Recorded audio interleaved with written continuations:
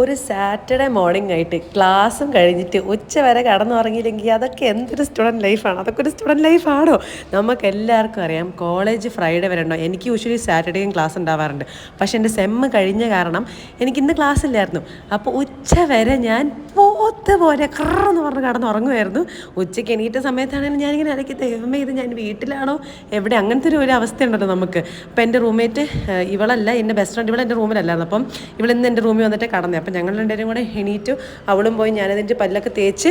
പിന്നെ ഓർത്തോ ദിവാലി വരുവാണല്ലോ, ദിവാലി വരുന്ന പ്രമാണിച്ച് നിങ്ങൾക്ക് എന്തെങ്കിലും ഒരു സ്പെഷ്യലായിട്ടുള്ളൊരു ഗിഫ്റ്റോ എന്തെങ്കിലും ഒന്ന് തരണമല്ലോ ഞാൻ ആലോചിച്ചു. അപ്പം ഞാൻ ഓർത്ത് ഓക്കെ, ഒരു പുതിയ സംഭവമായിട്ട് ഞാൻ വന്നേക്കാണ്. ഡൊമിനോസിൻ്റെ ഒരു കിഡിലൻ ഓഫേഴ്സ് ഉണ്ട്. 3 കൂപ്പൺ കോഡ്സ് ഉണ്ട്.